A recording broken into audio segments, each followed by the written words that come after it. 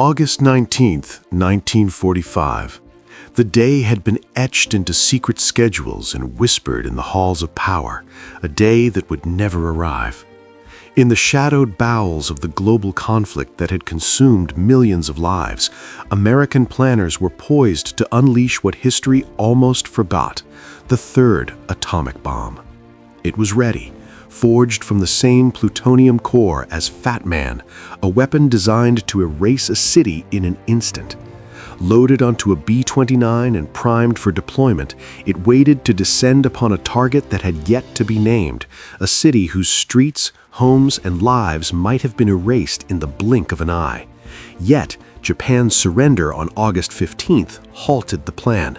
The world had stood on the precipice of an unthinkable sequence of detonations, the gears of mass destruction oiled and poised, waiting for the final signal that never came.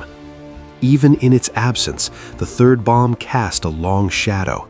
It was not only a physical threat, but a psychological rupture, a fracture in the human conscience that rippled through generals, scientists, and civilians alike.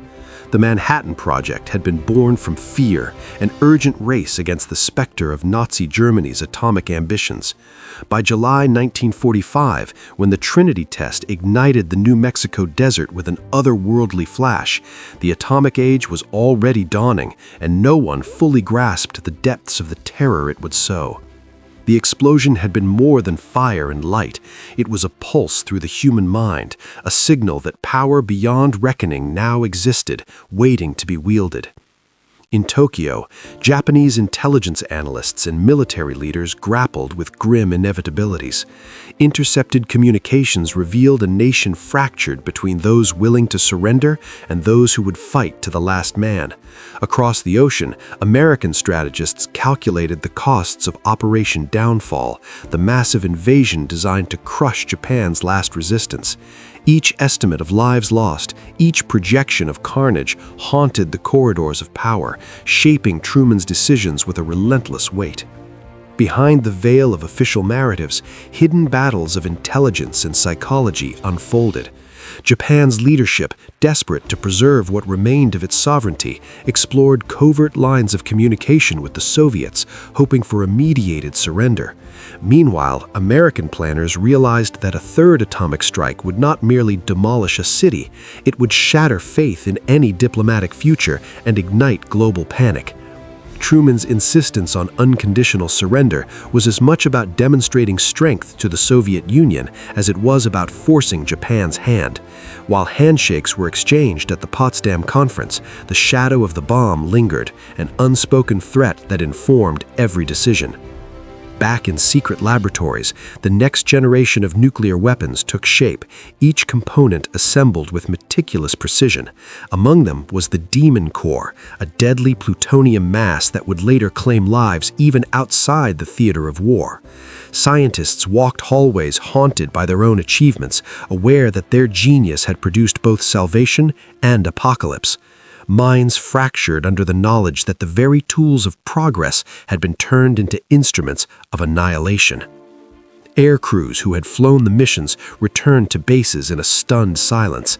Pilots, navigators, and bombardiers carried images of mushroom clouds etched into memory, their awe mingling with horror. The magnitude of what they had done could not be measured in medals, commendations, or official reports. It was something deeper, more intangible, a moral burden that would linger for a lifetime. Even in the immediate aftermath, darker narratives circulated in war rooms and back channels. With Japan's surrender, the atomic arsenal transformed into a psychological weapon, a lever to shake the post-war world. Contingency plans envisioned hypothetical nuclear strikes to intimidate emerging superpowers, a new kind of warfare where perception outweighed reality and terror became a tool of diplomacy. The would-have-been third bomb remained a symbol of unrealized catastrophe, a disaster in suspension. Memoranda unearthed decades later revealed that if surrender had not arrived, a third atomic strike would have fallen on a major Japanese city, followed by others in rapid succession.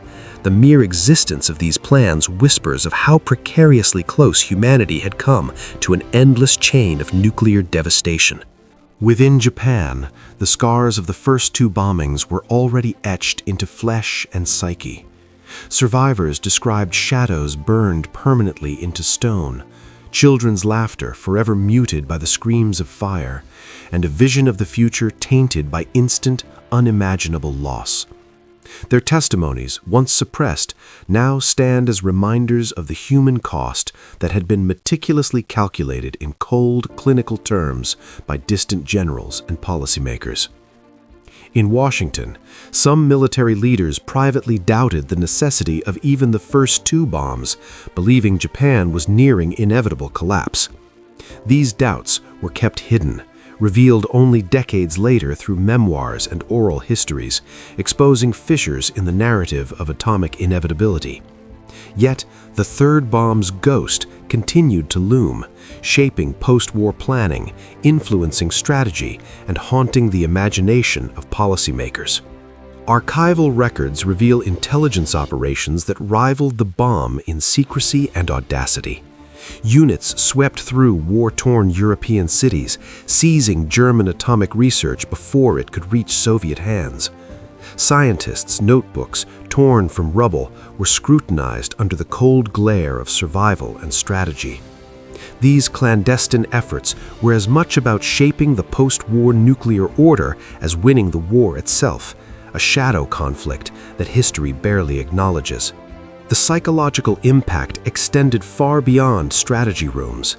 Survivors of Hiroshima and Nagasaki became living symbols of both human resilience and suffering. Their experiences informed anti-nuclear movements, inspired global treaties, and created a moral framework that challenged the justification for mass destruction. In the United States and the Soviet Union, narratives of deterrence and defense drew from the precedent of August 1945, guiding policies and seeding the dread that would dominate the Cold War. Memoranda from Los Alamos show that bomb cores could have been produced at a pace that allowed multiple attacks within days, a logistical rhythm poised to unleash unprecedented devastation. The ghosts of Hiroshima and Nagasaki thus inhabit every contingency for cities that never existed in reality, every plan that hovered between morality and catastrophe, every ideological justification for wielding ultimate power. The story of Truman's third atomic bomb is not merely the story of a weapon never used. It is the story of a hidden dimension of World War II, where strategy and morality collided in darkness. It is a story of minds burdened with impossible knowledge, of airmen carrying the weight of unmeasurable destruction, of entire nations trembling on the knife's edge between surrender and obliteration. Even without detonating, it shaped the future, a world in which the mere potential of annihilation could govern diplomacy, manipulate psychology, and dictate the course of history. As the sun rose over the Pacific, the world remained unaware that the brink of unthinkable catastrophe had passed. Cities that might have been reduced to ash still breathed. Streets, homes, and children remained intact. Yet in the minds of generals, scientists, and civilians alike, the specter of the third bomb persisted, a silent reminder of humanity's capacity for both genius and ruin. It was a disaster waiting in the wings, a haunting refrain echoing through time. The atomic age had begun, not with a single strike, but with the knowledge that one more could have ended everything. The third bomb's shadow reaches further than its physical absence. It lingers in the ethical debates of nations, in the fractured consciences of those who carry memories of destruction, in the unspoken dread that still shapes military doctrine.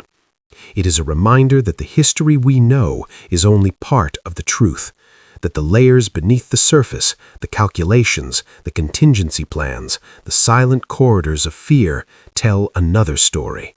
A story not of victory or defeat, but of humanity teetering on the edge of self-annihilation, held back only by chance, timing, and the fragile decision of surrender.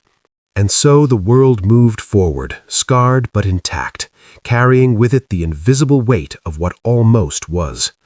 August 19th, 1945 would never arrive as a date of destruction, yet it exists as a monument to the unknown, a testament to the hidden disasters that never came to pass, and the quiet, unacknowledged terror that shaped the course of modern history in ways no headline could ever reveal.